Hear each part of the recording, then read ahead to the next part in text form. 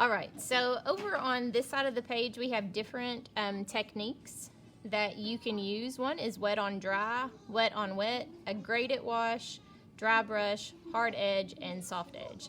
So I'm gonna go through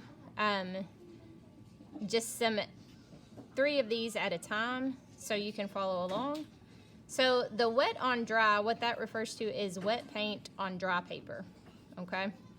So let's pick a different color. I'm going to use green.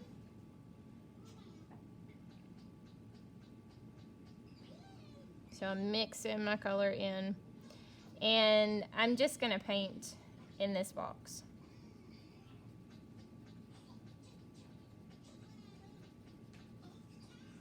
So when I do wet on dry, this is the look I'm going to get. The second one refers to wet paint on wet paper.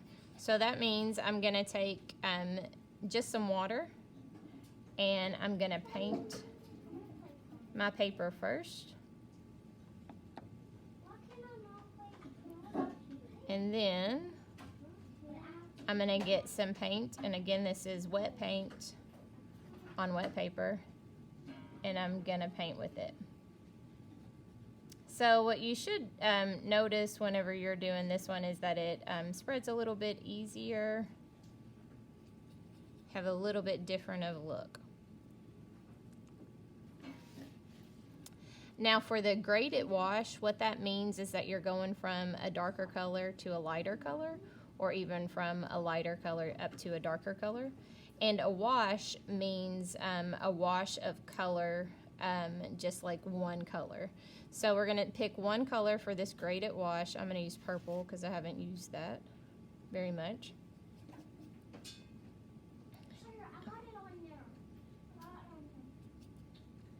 And I'm going to start at the top.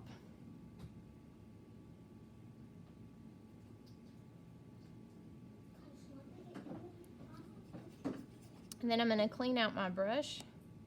And then I'm just going to have water on my brush. And I'm going to pull some of that paint down.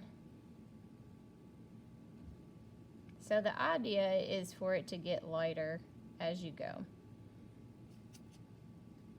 Now I can always go back and make it a little bit darker at the top and achieve this effect.